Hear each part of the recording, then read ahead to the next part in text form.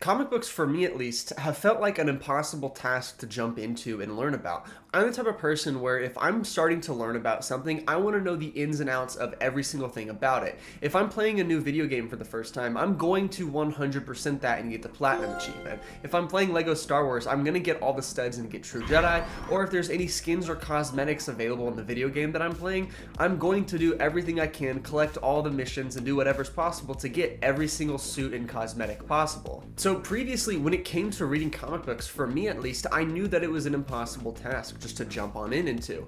I knew that if I started reading, there would be a bunch of knowledge and Easter eggs and side conversations hinting back to previous issues that I would have no idea what was going on. And for me at least, that would make me upset, and I'd have to know, and I'd go down a deep dive rabbit hole and read all the comic books and blah blah blah, and I just knew I didn't have the time for that. So unfortunately, I never read any comic books. And the worst part about all of this is that I am still and always will be a fan of these characters. I grew up on characters like Spider-Man, Batman, the Justice League, the Avengers, Flash, Captain America, and honestly so many more. And this is because I grew up watching shows like Justice League Unlimited, Spider-Man the Animated TV Show, the cult classic Alright, Swatties, time to hero up! Superhero Squad. And I got a lot of my comic book knowledge from those shows, TV shows, other forms of media like movies, and then goats like Comic Historian. I would watch in middle school so many hour-long YouTube videos explaining different comic books because I knew I never had the time to read and learn the comic book lore behind all of it, and that honestly sucked for me growing up. Well, recently, to my surprise, both Marvel and DC have actually done a universe reboot. Kind of. DC is pushing this new all-in run with characters like Superman, Batman, and Wonder Woman getting their absolute run, and Marvel just rebooting their whole universe into their new Ultimate Universe. It's different from like the New 52 that happened in the early 2000s and Marvel's original Ultimate Universe. These universes are actually charting very well and seem to be loved by fans all around.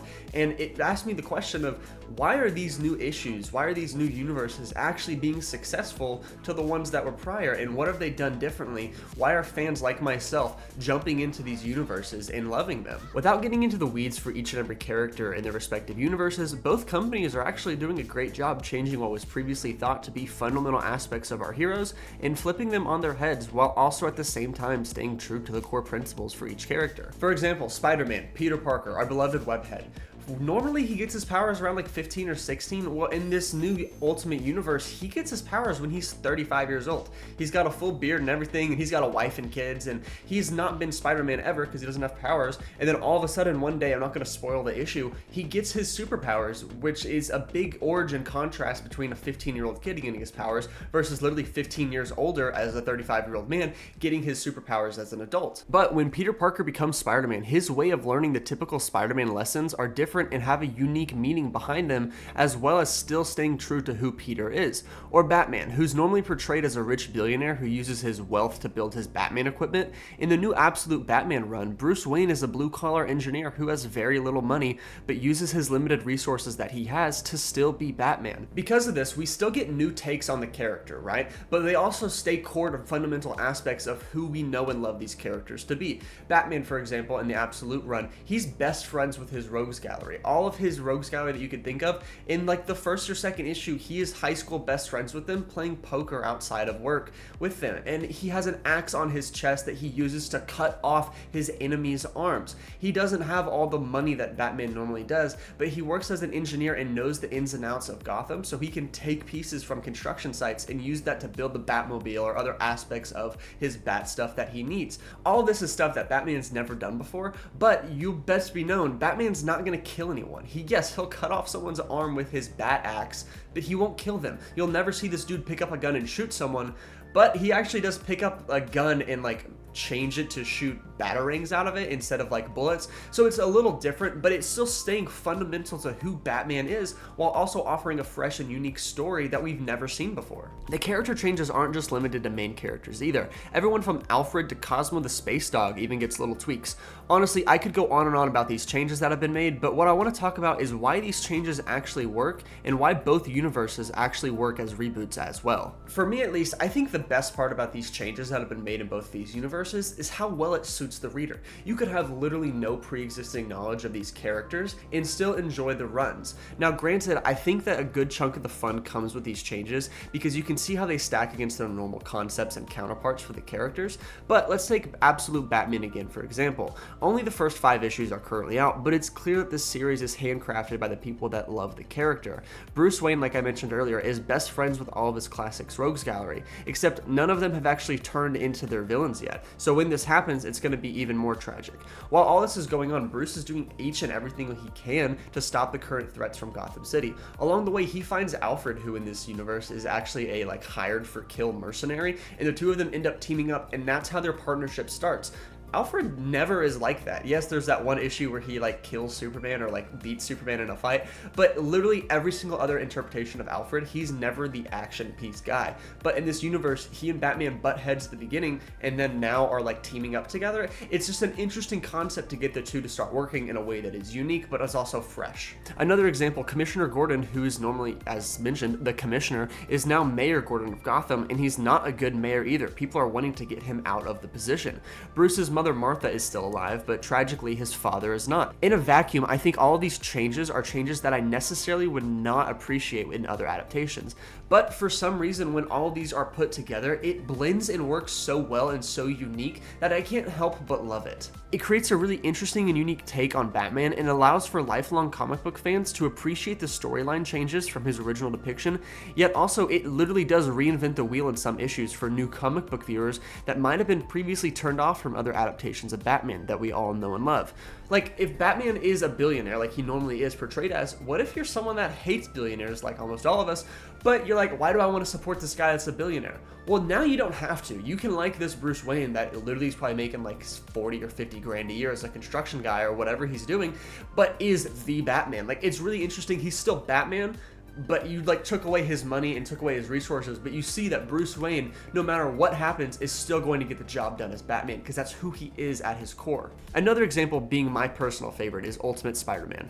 Because of the Maker's action in this universe, Peter Parker, like I mentioned earlier, does not get his powers until he's a full-grown adult and has wife and kids. In this universe, he was still raised by Aunt May and Uncle Ben, but Uncle Ben actually wasn't the one that gets shot. Aunt May dies because of some events that the Maker done. So that's how he learns the with great power comes great responsibility thing, because Aunt May dies. They don't say that indirectly yet, specifically, but eventually we'll get there with that. But this change is just so slight, but it makes a huge impact and difference to the overall story of Peter and his Spider-Man journey. His best friend Harry Osborn is the Green Goblin in this universe, and the two of them work side by side to take down the Sinister Six that is run by Wilson Fisk.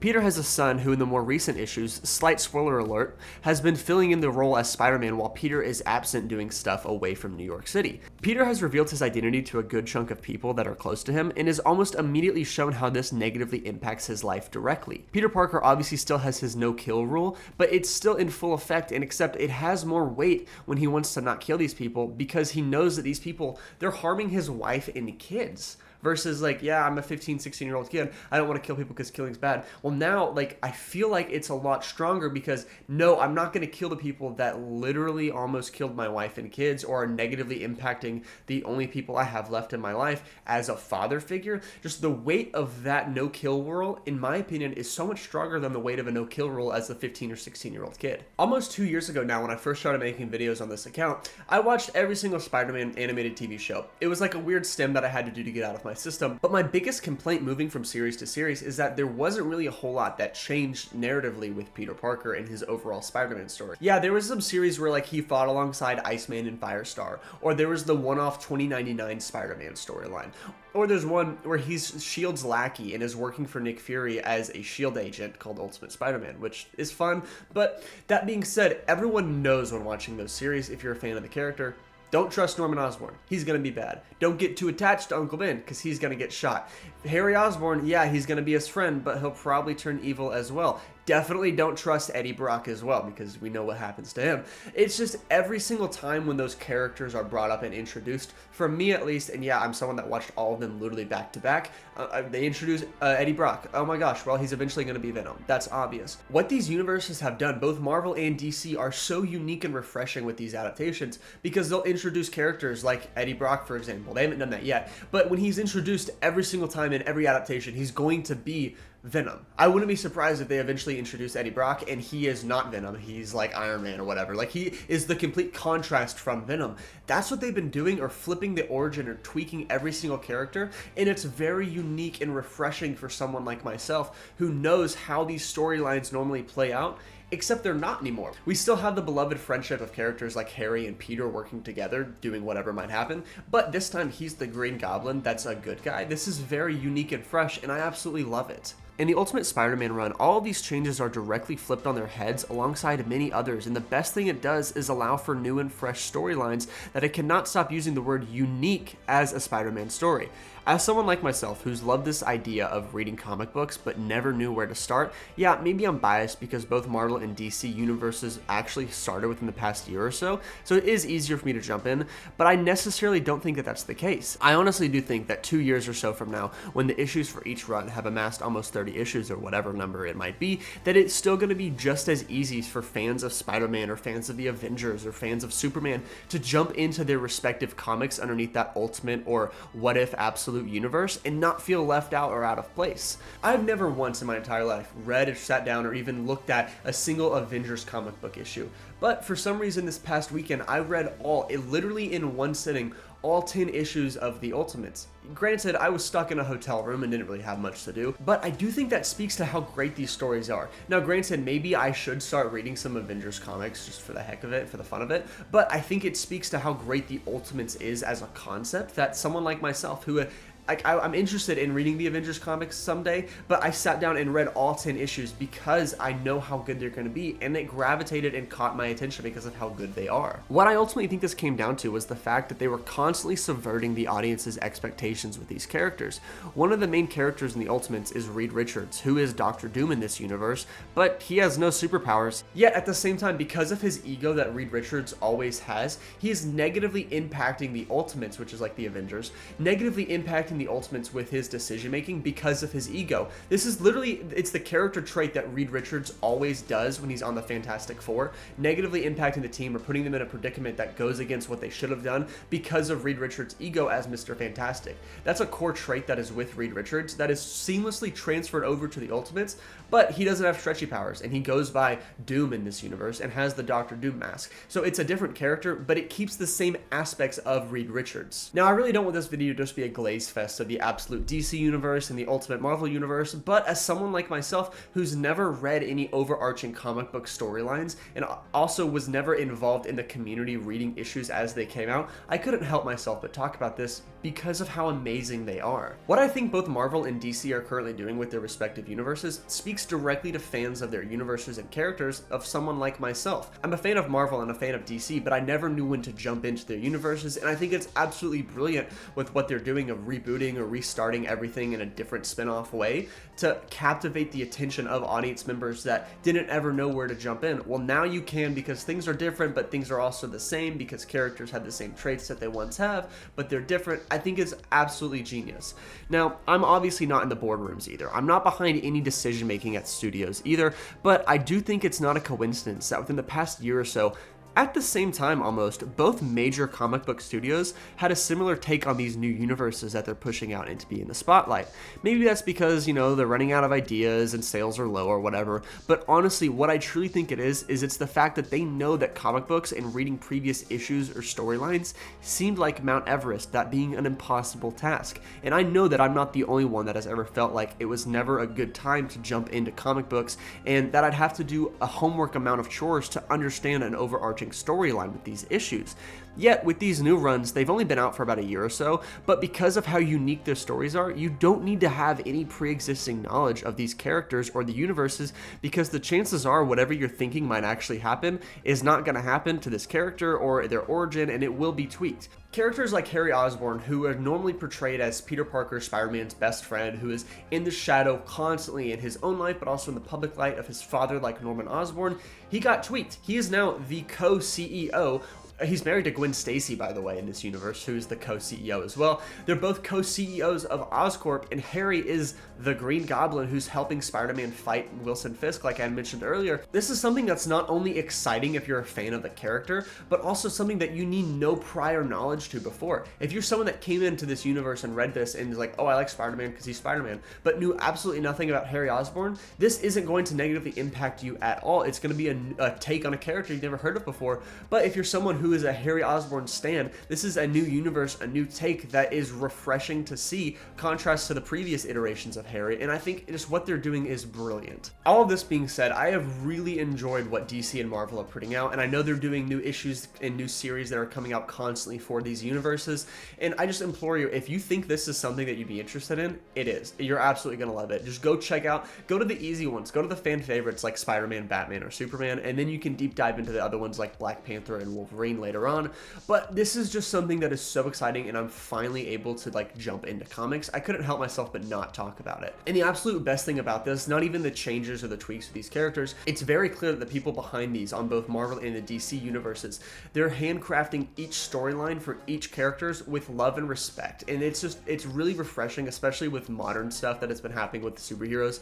Looking at you, the MCU, recently, that these characters and these storylines with the people behind them love what they have and have respect for the source material, that when they change things, it's almost an homage to the characters and the runs that came previously, and it's honestly just so great and refreshing, and I love to see it. So as always though, thank you guys so much for watching the video. This was a little bit of a rant towards the end, but I really love making these videos, and I really love what they've put forward with these comics. So if you have any comic book recommendations for me to dive into and start, let me know. I'm interested in reading the Ultimate Spider-Man run from like the 2010s. I think it's like 200 issues or something, but I'm interested to check out more comics now that I'm like actually reading them, so I think it'll be fun. But let me know your guys' thoughts on the video. Let me know your thoughts on the absolute all-in DC universe and the new Marvel Ultimate universe, because I've been loving it so far. But as always, thank you guys so much for watching. Please consider subscribing. It just helps the channel grow, helps me know that you guys like watching these videos, and I'll keep making more because of it. But I'll see you guys in the next video. Take care. Bye.